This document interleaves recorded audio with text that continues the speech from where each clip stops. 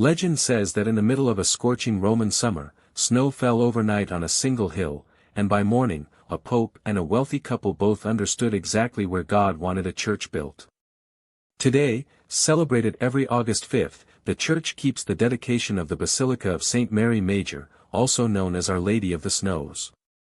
This isn't the story of one person's life, but the anniversary of the oldest great basilica in the West dedicated to the Mother of God. The building that stands today in Rome, on the Esquiline Hill, was raised under Pope Sixtus III between 432 and 440, right after the Council of Ephesus, in 431, had just reaffirmed that Mary truly deserved the title Theotokos, Mother of God. Its early Christian mosaics, especially those along the nave and the triumphal arch, turned the whole history of salvation and the Church's faith in Christ into images anyone could read on the walls. A later tradition tied the site to Pope Liberius and a Roman couple, saying Mary had shown them, through that miraculous snowfall in the middle of August, exactly where to build a church. The origin of the titles Our Lady of the Snows and the Liberian Basilica, though the story's details shift depending on which telling you hear, so it should be honored as devotion, not treated as documented history. The feast entered the universal Roman calendar in 1568 and is kept today as an optional memorial. Every year, white rose petals are released inside the basilica, gently recalling that snow. And there, before the ancient icon known as Salus Populi Romani, popes and pilgrims still come to pray for the city and for the whole world. Centuries later, and far from Rome, a teenage prince would lose his father, his kingdom, and his home all at once, and find his faith in exile among strangers. This is Saint Oswald of Northumbria, king and martyr, whose feast the church also keeps on August 5. Oswald was born around 604 or 605, son of King Æthelfrith, and when his father died in 616, he and his brothers fled into exile among Gaelic-speaking Christian peoples. On the island of Iona, the monastic center founded in the tradition of Saint Columba, young Oswald received Christian formation and baptism. Years later, after the wars between the Anglo-Saxon kingdoms had run their course, Oswald returned home, and before the Battle of Heavenfield in 634, he had a wooden cross raised on the battlefield, gathered his men in prayer around it, and defeated Cadwallon of Gwynedd. As king, he reunited Bernicia and Dara and restored Northumbria, but his most lasting legacy was missionary, not military. He asked Iona to send monks, and after one failed attempt, Saint Aidan arrived. Oswald gave him the island of Lindisfarne as his seat. The historian Bede tells us that Oswald, who knew the missionaries' language, would personally translate Aidan's preaching for his own people. Bede also preserved a striking scene. On Easter Day, Oswald gave away both his own meal and a silver dish prepared for the feast to the poor gathered at his door, a gesture that fused kingship and charity into one act. In 642, Oswald faced the pagan king Penda of Mercia in battle and died, his body mutilated afterward, yet devotion to his relics spread across Britain and beyond. Bede calls him a most holy king, and preserves his final prayer, spoken for his own soldiers as he fell, God, have mercy on their souls. There's no single decreed patronage for Oswald, but across northern England he remains venerated as the model of a Christian ruler, evangelizer, and defender of his people. Not every conversion story ends with a battle, sometimes it ends with a whole town changing what it worships. Today the church also remembers Saint Paris of Teano, honored as the first bishop of that city and founder of its Christian community, whose feast is kept on August 5. He lived in the 4th century, and local tradition places his death on that same date in the year 346, though, like many bishops of that age, he was never formally canonized, because his cult goes back to living memory itself. Teano, once known as Teanum Sidicinum in the Campania region, was living through the shift between imperial persecution and the freedom Constantine had granted to Christianity. An old episcopal list appears to genuinely preserve his name, but almost everything we know about his life reaches us through later hagiography. According to that tradition, Paris was Greek, possibly from Athens, fled persecution, passed through Rome, and received from Pope Saint Sylvester the mission to shepherd the young community of Teano. The most famous legend says the townspeople worshipped a dragon, or serpent, and that Paris defeated the creature, caused a spring of water to burst from the ground, and escaped a death sentence in the arena unharmed. That dragon may simply symbolize the pagan cult he overcame, and shouldn't be treated as documented history. Near that traditional spring rose the church of San Paris ad Fontem, likely the diocese's first cathedral. Centuries later, a new cathedral was built closer to his tomb, and his relics remain tied to it today. A silver reliquary bust of the saint was stolen in 1982, and in 1984 the diocese had a new one made after the lost model, giving Teano a lasting image of its founding bishop. Paris is the principal patron of the city and one of the patrons of the diocese of Teano Calvi. His story reminds us that founding a community of faith often starts with one outsider willing to stay. In another corner of the persecuted church, a young convert would carry his faith across the Alps and straight into martyrdom. This is Saint Emigdius of Ascoli, venerated as the first bishop of Ascoli Piceno and a martyr, whose feast the church also keeps on August 5. Diocesan tradition places his birth in Trier around the year 273 and his death in Ascoli in 303, though some accounts suggest a date closer to 309. As with so many saints from this era, there was no formal process of canonization, only an ancient, continuous cult. Raised in a pagan family, Emigdius converted while still young, crossed the Alps with companions, was ordained a priest by Saint Maternus in Milan, and received in Rome the mission to become bishop of Ascoli. There, during Diocletian's persecution, he preached, baptized converts, and built up a Christian community despite the danger surrounding him. The Passio recounts that the conversion of Pelagia, daughter of the local prefect, triggered his arrest and beheading. A striking legend, common to several martyr saints, describes him picking up his own severed head afterward and walking to the cave where he used to pray. That image belongs to a well-known devotional tradition, not to verified history. What the liturgical memory does preserve reliably is a bishop remembered for centuries as the evangelizer of Ascoli and a witness who paid for his faith with his life. His body rests in the crypt of the city's cathedral. Devotion to him as protector against earthquakes grew especially strong after the tremors of 1703, when the people of Ascoli credited their survival to his intercession, and today he's known internationally as a protector against earthquakes and the patron of Ascoli Piceno.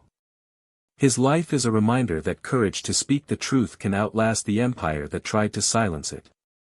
Some saints preach with words. This one changed her own household simply by refusing to give up on it. Today the Church also honors Saint Nana of Nazianzus, a wife and mother remembered on this same August 5, whose quiet perseverance shaped one of the great families of the early Church. Born likely in the late 3rd or early 4th century in Cappadocia, she died in the year 374. The clearest window into her life comes from someone who knew her intimately, her own son, Saint Gregory Nazianzen, who describes her in the funeral oration he wrote for his father. Nana came from a Christian family but married a man named Gregory, a landowner connected to a religious group that mixed Jewish and pagan elements. Rather than let that difference divide their home, she stayed close to him in prayer, example, and patient persuasion until he was baptized, and later ordained first a priest and then a bishop of Nazianzus, at a time when married men could still receive that office. Nana raised 3 children, Gregory, Gorgonia, and Caesarius, all of whom would themselves be venerated as saints. Her son remembers her as constant in prayer, quietly generous, and deeply reverent whenever she entered a church. He also recalls a grave illness she once suffered, describing a dream in which Gregory himself offered her bread blessed with the sign of the cross, after which she recovered. Later in life, Nana endured the deaths of her daughter Gorgonia, her son Caesarius, and finally, in 374, her own husband. Not long after, she herself died while praying in church, beside the altar, a fitting end to a life built entirely around the liturgy. Though no formal decree names her a patron, she has long been held up as a model for Christian wives and mothers. Her story shows that patient love, sustained for decades, can shape saints without anyone even noticing at first. 14 centuries later, another priest would refuse to abandon his calling, even as the ship beneath his feet became a floating prison. This is Blessed Pierre-Michel Noël, a diocesan priest of Rouen remembered as a martyr of the prison hulks of Rochefort during the French Revolution, whose feast is also kept on August 5, born on February 23, 1754, in Pavely, Normandy. He was ordained a priest in 1779. When the civil constitution of the clergy placed the church under the control of the new revolutionary state, priests who refused to take the required oath became targets of persecution, and Noel remained faithful to his ministry regardless of the cost. He was arrested in Pavley in April 1793, and in March 1794 was sent in a convoy from Rouen toward Rochefort, where prisoners were meant to be deported to Guyana. That expedition never actually sailed. Instead, hundreds of priests were crammed onto old slave ships anchored off the Isle d'Aix, among them the vessel called the Deux Associés. Hunger, heat, filth, humiliation, typhus, and scurvy turned those ships into slow death sentences. Companions remembered Noel as a serene, deeply loved man who faced the advance of scurvy without a trace of bitterness, offering his own life without complaint. He died on August 5, 1794, in a makeshift hospital connected to the ships, and local tradition places his resting place on the Isle d'Aix itself. The Church later recognized that his death came directly from persecution against the priesthood, and included him among the 64 martyrs of Rochefort beatified by Pope St. John Paul II on October 1, 1995. There's no personal quote we can safely attribute to him, but his memory still lives on in Pavley, in Rouen, and in the pilgrimages made to the pontoon sites, a witness to gentleness and fidelity in the most inhuman conditions imaginable. Not every saint gives up wealth for a monastery. This one gave his away and spent the rest of his life on the road, feeding people no one else would feed. This is Blessed Francesco Zanfredini, known affectionately as Cecco of Pesaro, a lay member of the Third Order of St. Francis, hermit and servant of the poor, whose feast the Church also keeps on August 5. Born in Pesaro around 1270 into a well-off family, he was orphaned young, gave away everything he owned to those in need, and embraced the penitential spirit of St. Francis without ever becoming a priest. Around 1300, he met Blessed Pietro Crisci of Foligno and spent several years living beside him at a small hermitage in Montegranaro, in the Marche region. When Pietro eventually returned to Foligno, Cecco balanced solitude with a very concrete kind of apostolate. He founded hermitages, ran a shelter dedicated to Our Lady of the Bridge for pilgrims along the Matoro River, and started another house of religious life on Monte San Bartolo. He would walk down to Pesaro to collect food, then carry it back out to distribute to the poor, turning personal penance into organized charity. In 1347, together with Blessed Michelina Metelli, he founded the Confraternity of the Holy Annunciation, dedicated to caring for the sick and burying the dead, work that became especially urgent once the plague reached the region. In 1348 he withdrew once more to Montegranaro, where he died 2 years later, on that same August 5, in 1350. His body, deeply venerated by the people of Pesaro, was carried to the city's cathedral and eventually placed in the Chapel of the Blesseds. The Holy See officially confirmed his ancient cult on March 31, 1859, under Pope Pius IX. Cecco is remembered for voluntary poverty, hospitality toward travelers, and nearly half a century of quiet, persistent charity. And while Cecco walked the roads of the Marche feeding strangers, in that same region, a barefoot widow was doing something remarkably similar. Today the Church also remembers Saint Margaret of Cecco, known locally as Margherita La Scalza, honored on this same August 5 simply as a holy widow near San Severino, in the Marche. Local tradition places her birth around 1325, into a poor rural family in Cecco, and her death on August 5, 1395, though these details rest on later devotional memory rather than formal documentation. According to that memory, Margherita worked from childhood, married at only 15 out of obedience to her family, and had one daughter. Some accounts describe hardship within that marriage, though the surest fact is simply that she lived out her vocation as a wife before being widowed. After her husband's death, she gave herself more freely to prayer and to helping the poor, in a region marked by famine, local conflict, and the aftereffects of the epidemics that swept 14th-century Europe. She walked without shoes and shared whatever she had, which is exactly why people started calling her the Barefoot One. Devotional stories describe her multiplying bread for those in need, and an extraordinary sign involving her feet at the moment of her death, episodes that express her reputation for charity and penance, though they belong to tradition rather than to any formally examined miracle. Her remains are still venerated in the parish church of Cecco, and her cult has stayed rooted in the San Severino Marche region ever since. Margherita's life shows that sainthood doesn't require a title or a vow, sometimes it just requires showing up, barefoot, for whoever needs you next. Long before there was a cathedral in that corner of France, there was simply one bishop willing to be rejected first and welcomed later. This is Saint Memmius of Chalons, venerated as the first bishop and evangelizer of what is today Chalons-en-Champagne, remembered on this same August 5. He likely lived at the end of the 3rd century or the beginning of the 4th, and is believed to have died sometime around the year 300 or 320, though the exact dates are lost to history. Chalons was then a Gallo-Roman city belonging to the Catalani people, part of a territory where small Christian communities were only beginning to organize themselves under resident bishops. The most trustworthy memory of Memmius is exactly that. He was the region's first pastor, though his story grew considerably in the centuries that followed. An early medieval account turned him into a disciple sent directly by St. Peter himself, a claim that doesn't match the accepted dating and should be read as legend meant to give the diocese greater ancient prestige. Tradition also says that, at first rejected by the local population, Memmius withdrew into the woods of Marche, and only later won the people over by raising back to life the drowned son of a local governor.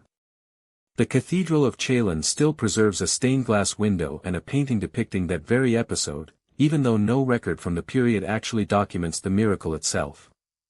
A bishop named Donatian appears among the Gallic bishops linked to the Council of Sardica in 343, and local tradition identifies him as Memmius's successor, though that connection isn't solid enough to fix the first bishop's exact timeline. Around his tomb grew the town that still bears his name today, St. Memmi, where his relics remain venerated in the parish church alongside those of St. Poma and his earliest successors. Memmius is the patron of the Diocese of Chalons-en-Champagne, remembered as the one who laid the first stone of a local church that still stands. And we close today's August 5th journey with a bishop whose fame outlived every detail anyone actually wrote down about him. This is Saint Cassian of Autun, who governed that Gallic city as bishop in the 4th century, likely between the years 335 and 355, dying around 350 or 355. Autun, the Roman Augustatinum, already had an organized Christian community by the early 4th century and stood as an important center for the Aedui people of Gaul. Cassian's name appears in local memory right after Saint Retitius, a bishop known for attending the synods of Rome in 313 and Alps in 314. Later biographies claim Cassian was born in Alexandria, served as a bishop in the east, and traveled to Gaul after receiving a vision, details that may echo some ancient memory but can't be confirmed by any contemporary source. What can be confirmed, though, is the historical core, his episcopate in Autun, and the lasting devotion that grew at his tomb. In the 6th century, Saint Gregory of Tours personally witnessed the strong veneration at that grave, recording that the faithful would take dust from the stone itself, believing it brought healing, not a modern medical claim, but clear proof the cult was already firmly established just a couple of centuries later. Medieval accounts add a visit from Saint Germanus of Auxerre and later transfers of his relics, including one to Saint Quentin around the 9th century, and churches across Burgundy kept his memory alive in paintings, statues, and dedications. It's worth noting that Cassian shouldn't be confused with Saint Cassian of Imola, the schoolmaster and martyr who actually holds the patronage of teachers. And with that, we close today's 10 stories of August 5th. If any of these lives moved you, follow Saint of the Day, comment asking one of today's saints to intercede for someone you love, and share this video with anyone who might need to hear one of these stories today, because every share like that is truly a small act of evangelization. And remember, the full prayer to each of today's saints is waiting for you in the video description.